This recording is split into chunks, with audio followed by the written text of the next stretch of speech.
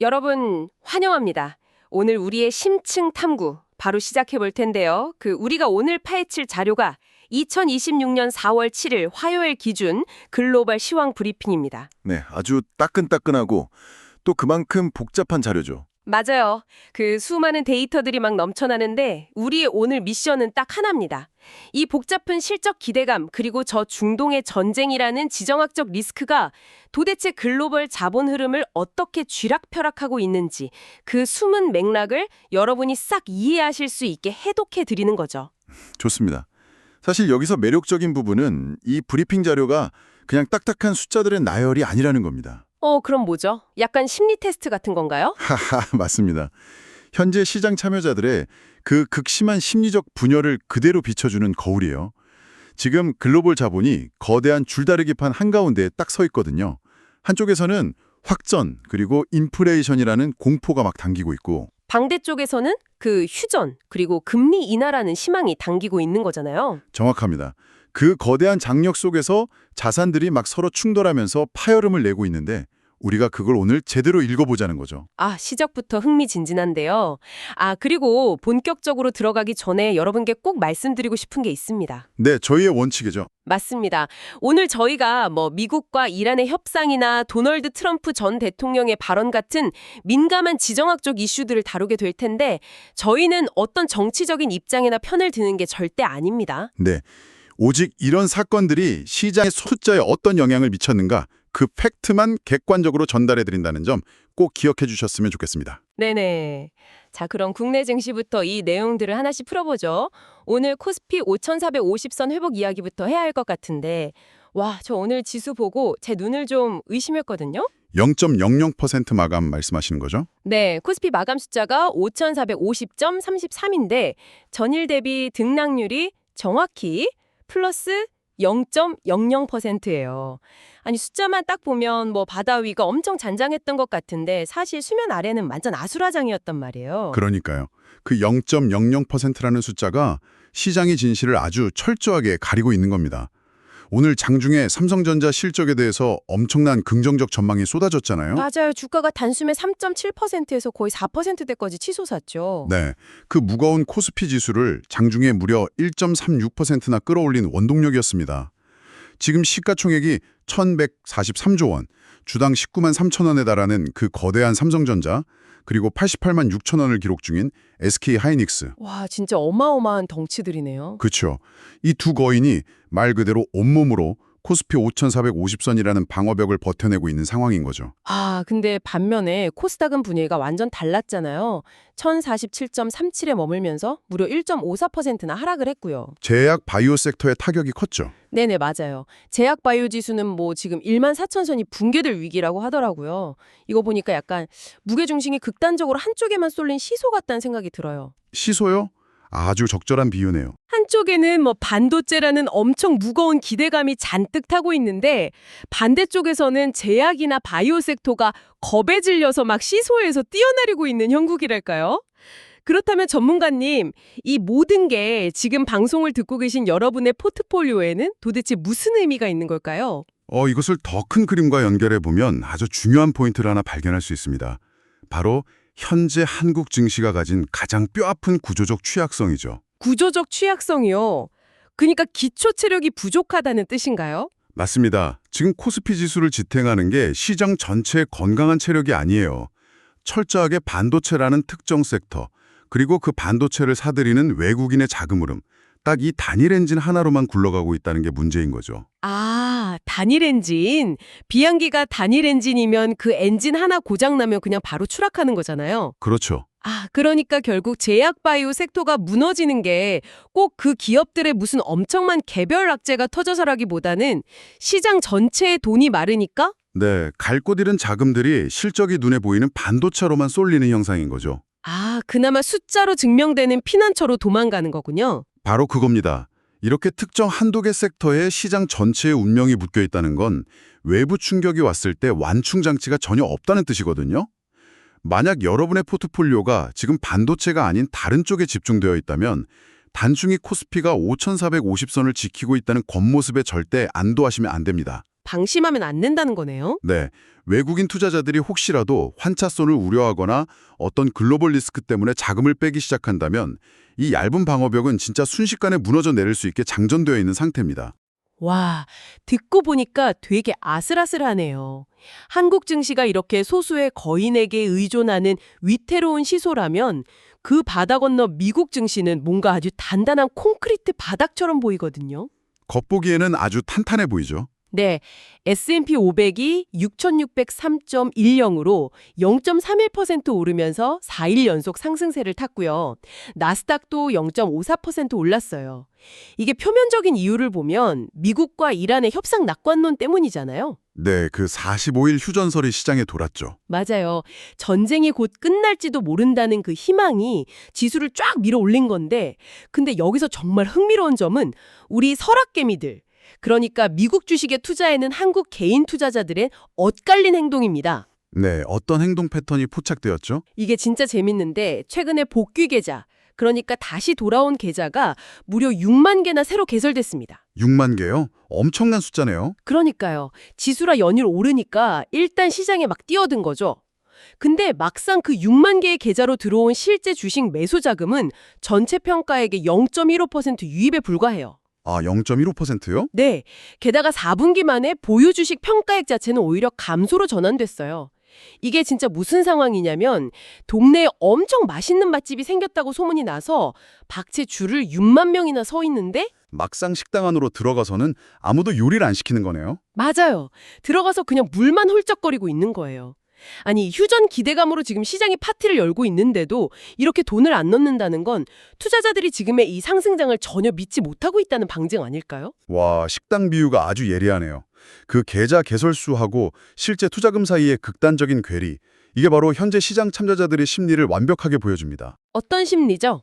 바로 포모, 그러니까 나만 소외될지 모른다는 두려움과 공포가 충돌한 결과죠. 일단 나 홀로 상승장에서 소외될까가 무서우니까 계좌는 열어둡니다. 하지만 방금 말씀하신 것처럼 S&P 500이 막 올라도 선뜻 큰 돈을 밀어놓지를 못해요. 불안하니까요. 언제 또 무슨 일이 터질지 모르고. 그렇죠. 중동에서 당장 내일이라도 다시 미사일이 날아올지 모른다는 근본적인 불안감, 그리고 밸류에이션이 인이 너무 높다는 그 경계감이 시장 바닥에 아주 짙게 깔려 있는 겁니다. 아, 뉴스는 맨날 낙관론을 노래하는데 사람들의 지갑은 공포에 굳게 닫혀 있는 거죠. 전형적인 관망세, 그리고 위험 회피 심리가 딱 숫자로 증명된 겁니다. 그렇군요. 겉으로는 막 샴페인 잔을 들고 웃고 있는데 눈동자는 계속 비상구를 찾아서 굴러가고 있는 거네요. 하하, 맞습니다. 근데 이 불안한 심리랑 맞물려서 또 하나 도발적인 데이터가 눈에 띄거든요. 어떤 데이터죠? 바로 중국의 최고 AI 기업들이 줄줄이 미국 나스닥 상장을 포기하고 홍콩 증시 IPO, 그러니까 홍콩으로 기업 공개 방향을 틀고 있다는 소식입니다. 아, 네. 아주 중요한 이슈죠. 예전 같으면요, 이런 첨단 기술 기업이 나스닥을 버리고 홍콩으로 간다. 이건 진짜 상상도 할 수 없는 일이었잖아요. 이게 단순히 나스닥의 매력도가 떨어져서 이런 일이 벌어지는 걸까요? 전혀 그렇지 않습니다. 이것은 단순히 상상지를 변경하는 그런 가벼운 이벤트가 아니에요. 그럼요. 지정학적 블록화, 즉 세계가 이제 몇 개의 거대한 덩어리로 쪼개지는 현상이 자본시장의 룰 자체를 근본적으로 어떻게 바꾸고 있는지 보여주는 아주 상징적인 장면입니다. 아, 세계가 쪼개지고 있다. 네, 중국 AI 기업들이 나스닥에 안 가는 게 아니라 사실상 못 가는 것에 가깝습니다. 미국의 첨단 기술 통제나 데이터 안보 규제의 벽이 지금 너무 높아졌거든요. 아, 맞아요. 규제가 엄청 심해졌죠. 동시에 중국 정부 역시 자국의 핵심 데이터가 미국으로 넘어가는 걸 아주 강하게 통제하고 있고요. 이게 뭐 트럼프 전 대통령의 발언이나 현 바이든 행정부의 특정 정책 방향을 떠나서 지금 글로벌 자본시장 전체가 정치적 동맹 그리고 안보를 기준으로 완전히 두 개의 세계로 쪼개지고 있다는 증거입니다. 와, 자본이 오직 효율성하고 수익만 쫓아서 자유롭게 국경을 넘나들던 시대가 이제 끝나가고 있다는 거네요. 그렇죠. 자본주의마저 지정학이라는 철조망에 가로막히고 있는 시대가 온 겁니다. 진짜 무서운 벼라네요.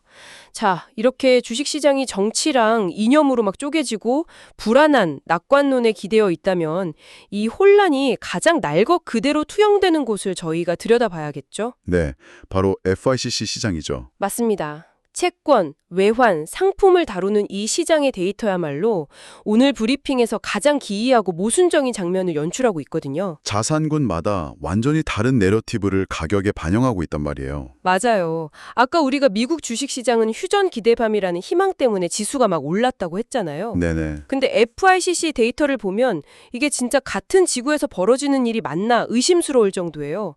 일단 미국의 10년물 국채금리가 FOMC 매파적 기조 때문에 4.362%로, 그러니까 OBP가 상승했습니다. 0.05%포인트 오른 거죠. 네. 물가를 잡기 위해서 당분간 금리를 높게 유지하겠다는 연준의 뉘앙스에 채권 금리가 바로 반응을 한 거죠. 입니다. 자, 여기까지는 뭐 매크로 환경에 따른 자연스러운 흐름이라고 칠 수 있어요. 그렇죠. 일반적인 범위 내의 움직임이죠. 근데 상품 시장은 진짜 완전히 미쳐 돌아가고 있습니다. 하하, 미쳐 돌아간다고요? 네, 제가 서두에 언급했던 것처럼 WTI 원유가 배럴당 112.53달러로 2달러 이상 껑충 올랐고요. 무엇보다 안전자산의 끝판왕인 금, 그리고 위험자산의 대명사인 비트코인이 동시에 10만 3천 달러라는 똑같은 가격으로 뛰어 올랐어요. 정말 역사적인 순간이죠. 아니 상식적으로 휴전 기대감에 주식이 오르면 전쟁 리스크의 바로미터인 유가나 위기 때 피난처로 쓰이는 금값은 떨어져야 맞는 거 아니에요? 왜 이 모든 자산이 다 같이 오르고 있는 건가요? 뭔가 앞뒤가 안 맞잖아요. 이 현상은 정말 중요한 질문을 제기합니다. 왜 자산 시장마다 똑같은 현실을 보고 다르게 반응하는가? 이 모순의 밑바탕에 깔린 작동 원리를 우리가 좀 분리해서 이해할 필요가 있습니다. 분리해서요. 어떻게 다르죠? 일단 주식시장은 본질적으로 미래의 희망을 현재의 가격으로 끌어오는 기계입니다.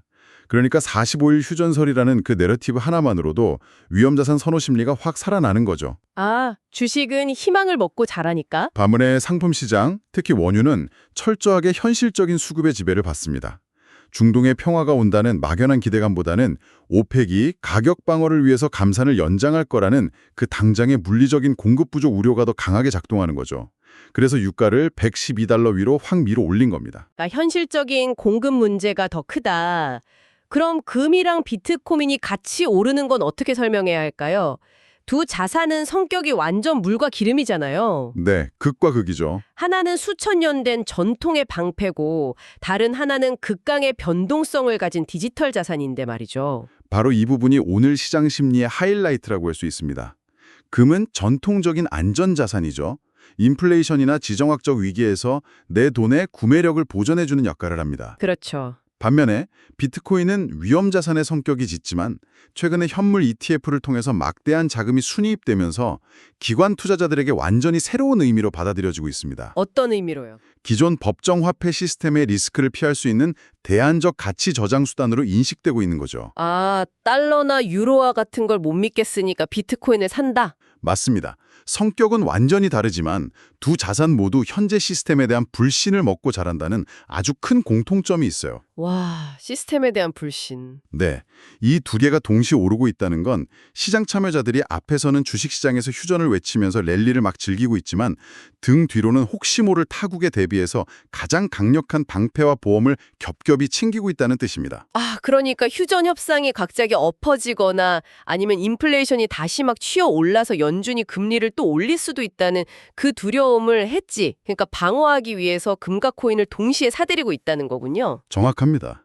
한 손에는 주식을 들고 평화에 베팅하면서 다른 한 손으로는 언제 터질지 모르는 폭탄에 대비해서 금과 비트코인이라는 방공호를 파고 있는 셈이죠. 아주 철저하고 냉혹한 이중 플레이입니다. 와, 겉으로는 막 웃고 있는데 뒤로는 방탄조끼를 세 겹씩 껴입고 있는 그런 거네요. 진짜 이성적인 시장의 민낯입니다. 네, 무서울 정도로 이성적이죠. 자, 이렇게 희망과 공포가 막 뒤섞인 지뢰밭 같은 시장 상황 속에서 우리는 이제 어떻게 길을 찾아야 할까요? 그래서 오늘 브리핑의 마지막 섹션은 이번 주 주요 캘린더가 단순한 달력 이상의 의미를 갖습니다. 네, 이번 주는 일정이 정말 빡빡하죠. 맞아요. 4월 7일부터 14일까지 일정인데 굵직한 이벤트들이 너무 많아요. 화요일에는 트럼프 전 대통령 연설이 있고 목요일에는 FOMC 회의록 공개, 미국 근원 PC의 물가지수 발표, 신규 실업수당 청구 건수, 그리고 SK 하이닉스 1분기 실적 발표까지 몰려 있습니다. 금요일도 만만치 않죠. 네, 금요일에는 한국은행의 금리 결정, 그리고 미국의 소비자 물가지수, CPI까지 발표가 됩니다. 이번 주는 사실 매일매일이 자산 가격의 향방을 가를 변곡점이라고 해도 과언이 아니에요. 그렇다면 전문가님, 여러분이 만약 이번 주에 너무 바빠서 단 하루, 단 하나의 지표에만 딱 알람을 맞춰야 한다면 그게 언제일까요? 저는 개인적으로 목요일과 금요일에 쏟아지는 미국의 물가 지표들, 그리고 금요일 아침에 한국은행 금리 결정이 이 모든 엉킨 실타래를 푸는 시작점이라고 생각하거든요. 아주 정확한 포인트를 짚으셨습니다. 그 지표들이 왜 중요한지 그 인과관계를 파악하는 게 투자의 핵심입니다. 어떻게 연결되는 거죠? 자, 목요일에 발표될 미국의 근원 PCE 물가지수가 전년 동기 대비 3.0% 상승할 걸로 예측되고 있고요. 금요일 CPI는 3.4% 상승으로 예상됩니다. 이 수치들이 왜 중요하냐면 연준이 금리를 결정할 때 가장 중요하게 보는 데이터거든요. 아, 이 숫자에 따라서 금리가 왔다 갔다 한다는 거군요. 왜? 만약에 숫자들이 시장의 예측치보다 단 0.1%라도 높게 나온다. 그러면 시장은 인플레이션 아직 안 잡혔구나. 이렇게 판단할 겁니다. 그러면 아까 우리가 4.362%라고 했던 그 10년물 국채금리가 위로 확 튀어오르겠죠? 아, 채권금리가 오르는구나. 근데 국채금리가 오르면 주식시장, 특히 나스닥은 왜 그렇게 발작을 일으키는 거예요?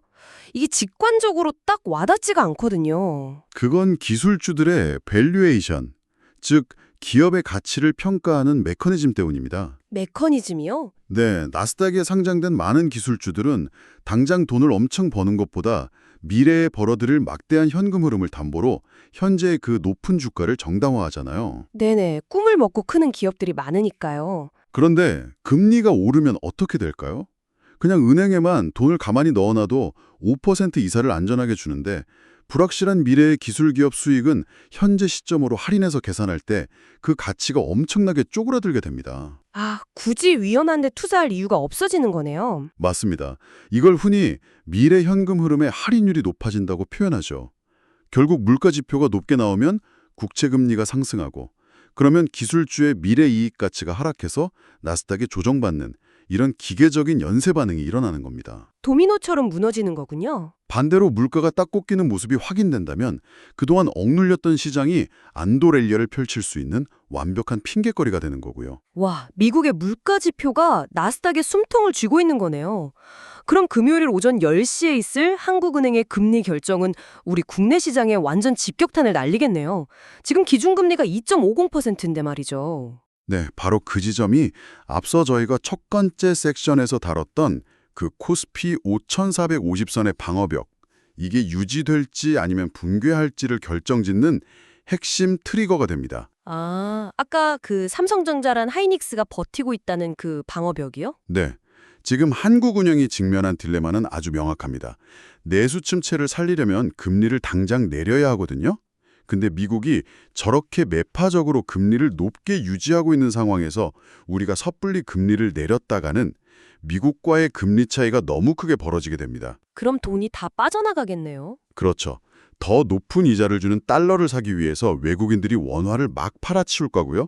그러면 1,445원이던 원달러 환율은 하늘 높은 줄 모르고 더 치솟겠죠. 아, 환율이 오르면 외국인 투자자들 입장에서는 한국 주식을 그냥 들고 있는 것만으로도 달러로 환산했을 때 가치가 뚝뚝 떨어지니까 가만히 앉아서 손해를 보는 셈이잖아요. 정확히 그 메커니즘입니다. 그 환차손을 피하기 위해서 외국인들이 한국 증시에서 자금을 막 빼기 시작하면 그 자금의 유입만으로 간신히 코스피를 또받치고 있던 삼성전자와 SK 하이닉스 방어벽이 과연 버틸 수 있을까요? 못 버티죠. 와, 결국 미국의 물가 지표가 채권 금리를 결정하고 그게 한국은행의 금리 정책을 압박하고 다시 환율을 거쳐서 외국인 수급으로 쫙 연결되는 거대한 톱니바퀴네요. 네, 완벽한 연결고리입니다. 게다가 목요일에 발표되는 SK 하이닉스의 1분기 실적은 이 반도체 방어벽의 두께가 도대체 얼마나 되는지 검증하는 아주 중요한 첫 번째 시험대가 될 겁니다. 진짜 시장의 모든 변수가 이렇게 촘촘하게 맞물려 돌아가고 있었군요. 자, 이제 오늘 심층 탐구를 싹 한번 요약해 볼 시간입니다. 네, 정리를 한번 해보죠. 2026년 4월 7일의 글로벌 시장, 한마디로 위태로운 줄타기를 하고 있습니다. 한국 증시는 삼성전자와 SK 하이닉스라는 거인이 땀 흘리면서 지수를 버텨내고 있고요. 미국 증시는 휴전 기대감이라는 아주 얇은 얼음판 위에서 랠리를 즐기고 있습니다. 살얼음판이죠. 네. 근데 개인 투자자들은 선뜻 돈을 밀어넣지 못하고 밖에서 물만 마시면서 관망 중이고요. 눈치 빠른 거대 자본들은 유가 상승에 베팅하는 에너지 포지션을 구축하는 동시에 금이랑 비트코인까지 싹 쓸어 담으면서 파국에 철저히 대비하고 있습니다. 아주 이중적인 모습이죠. 그렇기 때문에 여러분, 이 넘쳐나는 데이터들은 결국 여러분의 포트폴리오를 조정하는 날카로운 나침반이 되어야 합니다. 나침반이요? 네. 앞서 설명해드린 매크로 변수들이 어떻게 연결되는지 이해하셨다면 단기적으로 유가 상승에 베팅하는 포지션이 유효할지 스스로 점검해 보실 수 있을 겁니다. 또 목요일, 금요일 물가지표 발표 전후로 금리 인상에 취약한 구평가 기술주 비중을 내가 좀 줄여야 할지 아니면 이 조정을 매수 기회로 삼아야 할지 직접 시나리오를 세워보시기를 강력히 권해드립니다. 네, 오늘 저희가 해독해드린 이 시장의 숨겨진 맥락이 여러분의 자산을 지키는 아주 튼튼한 방패가 되기를 진심으로 바랍니다. 자, 이제 오늘 논의를 마무리하면서 이 브리핑을 듣고 계신 여러분이 스스로 고민해볼 만한 질문을 하나 툭 던지고 싶습니다. 네, 어떤 질문이죠? 오늘 우리는 중동 휴전 기대감이나 미국의 물가 지표 같은 당장의 현안에 집중했잖아요. 근데 잠깐 시야를 쫙 넓혀서 이 현상들을 하나의 거대한 캔버스에 겹쳐보면 어떨까요? 크게 본다. 네. 안전자산인 금, 그리고 새로운 대안자산인 비트코인 가격이 정확히 10만 3천 달러라는 똑같은 이름표를 달고 치솟는 현상. 그리고 중국의 최고 AI 기업들이 자본주의의 심장인 미국 나스닥을 쿨하게 버리고 홍콩으로 발길을 돌리는 현상. 와, 아주 거대하고 근본적인 패러다임의 변화를 묻는 질문이군요. 맞습니다. 어쩌면 지금 우리가 매일 모니터로 보고 있는 이 증시의 등락이 단순히 가격이 오르고 내리는 게 아닐지도 모릅니다. 지난 수십 년 동안 우리가 막 공기처럼 너무 당연하게 여겼던 미국과 달러 중심의 단일 글로벌 금융 시스템 그 자체가 지금 밑바닥부터 쩍쩍 쪼개지고 재편되는 아주 거대한 역사적 지각 변동을 실시간으로 목격하고 있는 건 아닐까요? 충분히 생각해 볼 만한 주제입니다. 네. 이 균열이 짝짝 가고 있는 세계 속에서 과연 여러분의 자산은 올바른 방향에 굳건하고 안전하게 자리 잡고 있습니까? 아주 묵직한 질문이네요. 네, 여러분 각자 한번 생각해 보셨으면 좋겠습니다. 오늘의 심층 탐구는 여기까지입니다. 정보의 홍수 속에서 여러분이 길을 잃지 않으시도록 저희는 앞으로도 이 복잡한 데이터 뒤에 숨겨진 구조를 싹 해독해내겠습니다. 끝까지 함께해 주셔서 감사합니다. 감사합니다. 다음 시간에 뵙겠습니다. 다음 시간에 뵙겠습니다.